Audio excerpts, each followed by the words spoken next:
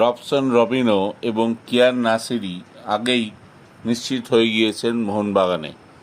আশা করা যায় আর কদিনের মধ্যেই অফিসিয়াল কনফার্মেশন চলে আসবে। মোহনবাগান সমর্থকদের প্রশ্ন ছিল অভিষেক টেকচাম সিং কবে সই করবেন মোহনবাগানে।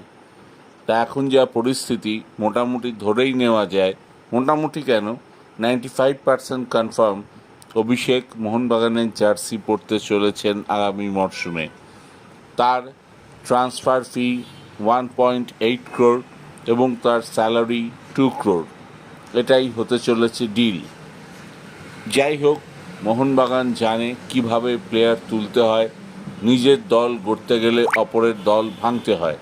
ইস্টবেঙ্গল সমর্থকরা যেমন আপুইয়ার ক্ষেত্রে দেখেছিলেন, তাদের নিশ্চিত টার্গেট মুখের সামনে থেকে ছিনিয়ে নিয়ে গিয়েছিল মোহনবাগান, অভিষেকের ক্ষেত্রেও তাই।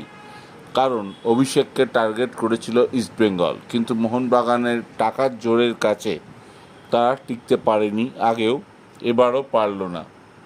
যাই হোক, তাদের খারাপ লাগলেও কিছু করার নেই। এটা ইস্টবেঙ্গল সমর্থকদের বুঝতে হবে। টাকার অঙ্কের দিক থেকে ইমামির থেকে গোয়েঙ্কা অনেক বেশি খরচা করেন, তাই এই দলেই অভিষেক আসেন, আপুইয়া আসেন, আর মেহতাবও আসবেন এমন খবর রয়েছে।